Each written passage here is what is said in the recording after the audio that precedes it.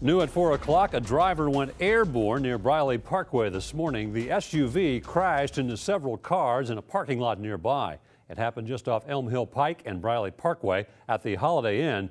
The driver of the SUV was injured, but luckily no one was in the other vehicles he slammed into around 9:30 this morning. News 2's Joseph Pleasant shows us what happened. This Holiday Inn employee looks on in disbelief as she sees what's left of her car following this wreck.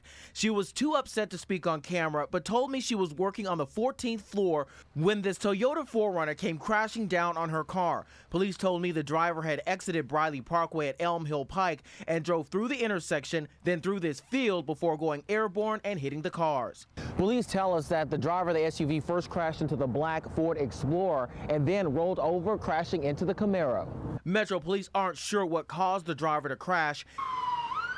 He was transported to Vanderbilt University Medical Center with unknown injuries. The staff lifts were in their hotel room when the crash happened. We just heard a lot of sirens going on, unusual, amount, and we didn't really know what was happening. We didn't see anything out the window. Well, it's a pretty bad wreck. I was thinking in terms of employees, lost cars, so. The owner of the Camaro didn't want to comment about the wreck. He and his wife collected their belongings from the car while other guests looked on in disbelief. Oh, it was unreal. I mean, it could have been so much worse, though, if other people would have been out here.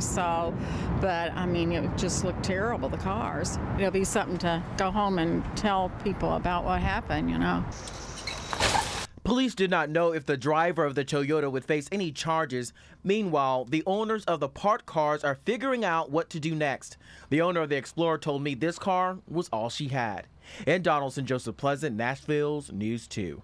Police have not identified the driver who crashed into the parked cars. They do say he is an older man who was alert following the accident.